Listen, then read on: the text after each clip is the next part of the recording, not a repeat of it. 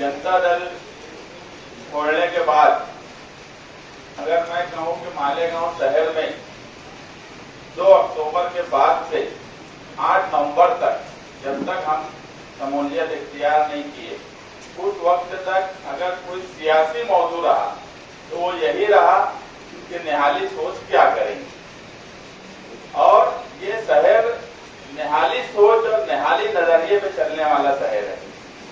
हमें कई पार्टियों की तरफ से दावत आई, हम उनसे मुलाकात भी की। हमारी ये समझ थी कि मुलाकात सबसे करो और जो निहाल साहब इस सोच और फिक्र को लेकर चलते हैं, कौम मिल्लत को जिस तरह से बातचीत करते हैं, उस नजरिए के साथ कौन रहेगा मुल्की सतह पर भी और रियासती सतह पर भी, वही मालेगांव शहर का मुस्तकबिल तय करेगा।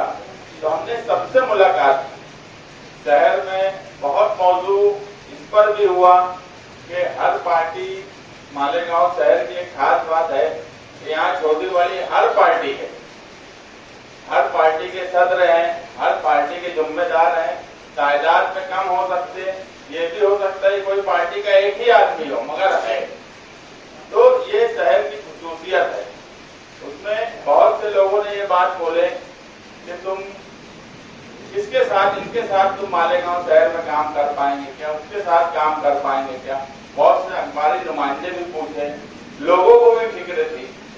शान हिंद एक बात बोली कि मालेगांव शहर में अगर हम मुकामी तौर पे किसी के साथ तालमेल से काम कर सकते तो वो यूसुफ भाई है, क्योंकि हम साथ में रहे, हम निहाली सोच रखने वाले लोग हैं।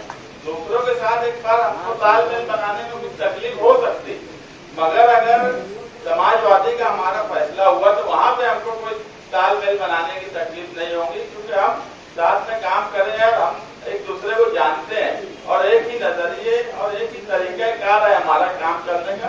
तो यहाँ पर कोई डिस्टर्ब होने का सवाल ही नहीं आता। लोगों ने गलत फहमियां भी पैदा करने की कोशिश की, बदगुमानी भी पैदा करने की कोशिश की, बदगुमानी से बदगुमानी भी होने लगी, मगर कुछ लोग दूसरी तरीके से बात करने लगे कि तुम उनके अंडर में काम करेंगे क्या, वो तुम्हारे अंडर में काम करेंगे क्या। मेरी तो बात यही नहीं समझ में आती कि सियासत में अंडर में काम करना क्या होता है। क्या बात है, ये कोई कमर्शियल कल्चर थोड़ी है, ये कोई कंपनी थोड़ी है। ये लोगों की खिदमत करना सियासत में एक काम होता है और यहाँ काम साथ में किया जाता है। किसी के अंडर में, किसी के नीचे रह के यहाँ काम नहीं किया जाता। हम यूसुफ भाई के साथ काम करेंगे, हम महबूब भाई के साथ भी काम करेंगे, हम साथ में काम करेंगे। हमारा वर्कर भी हमारे अंडर में नहीं काम करता, हमारे साथ काम करता, और साथ में काम करना ही सबसे बड़ी खूबी है। यहाँ पर कोई कंपनी में बोला, कोई कंपनी हम नहीं चलाने जा रहे। जो सियासत को कंपनी समझते होंगे वो अंडर में काम अपने वर्करों से और अपने जिम्मेदारों से, अपने कारपोरेटरों से करते होंगे, तो वो कंपनी, क्योंकि उनका मामला रुपया पैसा बटोरना है। हमारा मकसद, यहाँ यूसुफ भाई पे बैठे हैं, हम भी हैं, हम निहाल साहब के साथ काम करें।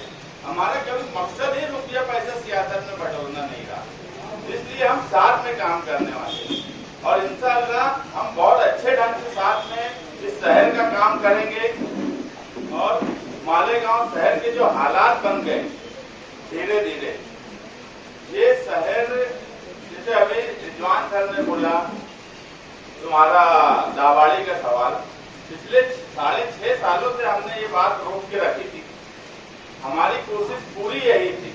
आज 1.5 साल से कारपोरेशन में लोकल बॉडी खत्म हो चुकी है मालेगांव शहर में, और उसका कहीं ना कहीं आउटर के दादा भुसे ने फायदा उठाया। और इसमें कौन लोग शामिल है, हम जल्द ही प्रेस कॉन्फ्रेंस लेकर उस पर खुलासा करेंगे।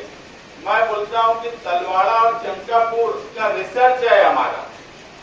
मालेगांव शहर में कोई सियासी पार्टी, कोई लीडर हमारे सामने बैठ जाए और तलवाड़ा और चंकापुर के पानी के सवाल पे तो जवाब नहीं दे सकता। मुझे ये भी मालूम है कि मालेगांव शहर का कौन लीडर, किसके साथ, कमिश्नर के साथ में मालेगांव शहर का दादा भुसे और मालेगांव शहर का कौन लीडर था जो एग्रीमेंट के लिए किस वक्त बैठा, कहां पर बैठा, कमिश्नर ने किस तरह से डील की, किस तरह से वाटर गिरीज को बढ़ाने की जो बात हुई, ये बात और ये एग्रीमेंट, ये दोनों एक साथ हुई चीज है। जो वाटर गिरीज को मुद्दत बढ़ाई जाए और कहां से किसको पैसा दिलवाने का काम कमिश्नर साहब किए, इसका भी मुझे पूरा इल्म है। अगर कोई ये समझता होगा कि हम महीने भर से पार्टी के मामला में थे, तो मेरी नजर भी सब पर थी, कौन लीडर क्या कर रहा है, कहां पर किसकी डील हो रही है और कौन कौम और शहर का नुकसान करने के लिए एक लीडर के सामने बैठा है और कहां पर बैठा है। प्रेस कॉन्फ्रेंस लेके उसका खुलासा जल्द ही करेंगे और एग्रीमेंट मिलने के बाद क्या कानूनी तौर पर किया जा सकता और क्या तहरीकी तौर पर किया जा सकता, उसकी भी कोशिश करेंगे। हमने यहाँ सोहेल अब्दुल करीम बैठे हैं, जो पानी परिषद के सदस्य हैं, जिन्होंने इस शहर में सरकर्दा अफराद को बुलाया और एक पानी परिषद रखा। उन लोगों से भी बातचीत की जाएगी। कोई ये ना समझे कि कोई चीज हो गई है तो अब वो चीज वहाँ खत्म हो गई। अब तो इस शहर में उस सवाल पर बात शुरू होगी और जोरदार तरीके से शुरू होगी। समाजवादी पार्टी में जाने का मकसद ही हमारा ये था कि पहले कहीं ना कहीं हमें लीडरशिप की कमी लगती थी। हम मालेगांव शहर में जो काम करते थे वही हमारा हासिल था, जो हमारी मेहनत थी वही हमको मिलता था। हम ये बात मानने में मुझे कोई बुराई नहीं है कि हम ऊपर मंत्रालय लेवल पर कामकाज करने में कमजोर थे, मगर आज हमारे साथ अबू आसिम आजमी साहब जैसा मर्द लीडर है, जो मालेगांव शहर में अगर कुछ गलत हुआ है तो अब हम हमारी बात वहाँ मजबूती से रख सकते हैं। इससे पहले भी हम रखते थे, मगर उसमें वो मजबूती नहीं थी जो आज हमें मजबूती मिलेगी। मुझे अबू आसिम आजमी साहब खुद बोले कि मेरा लेटर लेकर जाओ, 20-25 लेटर मेरा ले लो, उसको जो लिखना है वो लिखकर मेल करो, मैं साइन करके तुम्हारा लेटर तुम मालेगांव में इस्तेमाल करो, मंत्रालय में करो। तो इतनी अथॉरिटी जो लीडर हमको दिया, मालेगांव शहर के बारे में जो बार बार सोचता है, मालेगांव शहर के बारे में जो बार बार बोलता है, उस लीडर के साथ ही हमको जाना था। वही हमारी विचारधारा थी।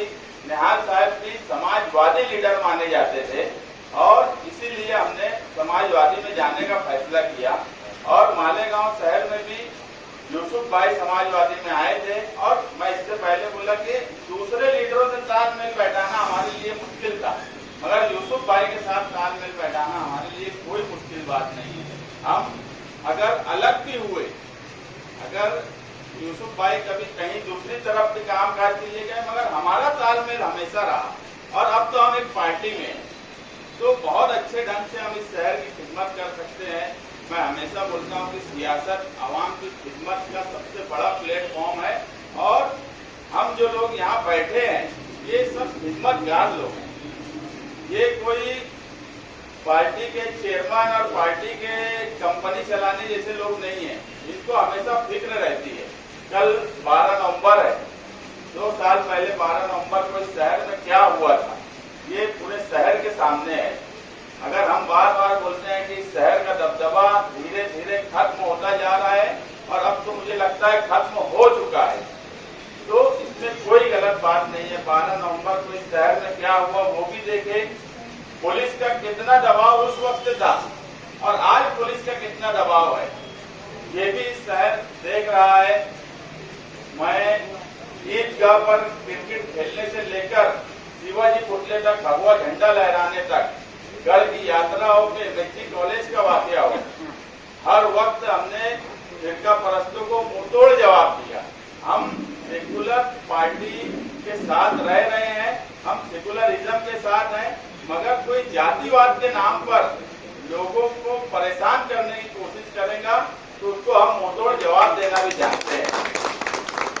इस शहर में दबदबा धीरे धीरे खत्म होता जा रहा है और अब इस शहर का दबदबा लाना है। यहाँ बैठा हुआ हर आदमी मिलजुल कर काम करेगा, कोई छोटा नहीं है, कोई बड़ा नहीं है। हम साथ में काम करेंगे और एक साथ कोई तहरीक चलाएंगे। अभी दिवाली है, ऑफिसरान के खिलाफ मैं यूसुफ भाई से बात करूंगा। मालेगांव शहर के सारे डिपार्टमेंट आज वो कारपोरेशन से लेके प्लान डिपार्टमेंट हो कि एफडीओ डिपार्टमेंट हो कि पावर कंपनी का डिपार्टमेंट हो, सबके सब ऑफिसर आज एक आम आदमी अगर जाता है, निहाल साहब के वक्त आप लोगों को याद होगा कि एक वर्कर अगर कोई अर्जी लेकर चला जाए एफडीओ में तो मजाल नहीं है एफडीओ की कि वो उसका काम ना करे। आज एक छोटा सा भी काम होता है तो एक आम आदमी को हमको बुलाना पड़ता है, यार ये मेरा काम नहीं हो रहा है। एक जन्म दाखिला अगर निकालना है तो भी उसको हमको बुलाना पड़ता है। तो ये आम आदमी का पावर और आम आदमी का दबदबा लाने के लिए हम लाल सलाम तहरीक शुरू करेंगे। वो उसकी नवैयत क्या होगी वो यूसुफ भाई, हम और पार्टी के जिम्मेदारान बैठ के तय करेंगे। मगर मैं इतना ही बोलूंगा कि अफसरान को भी सारे डिपार्टमेंट के दिवाली अच्छी से बना लो। दिवाली का त्योहार है 2-4-8 दिन, उसके बाद जब लाल सलाम तहरीक शुरू होंगी तो अफसरान अगर काम चोर रहे, भ्रष्टाचारी रहे तो लाल सलाम तहरीक उनको ठीक कर देगी। इतना मैं आपसे वादा करता हूं।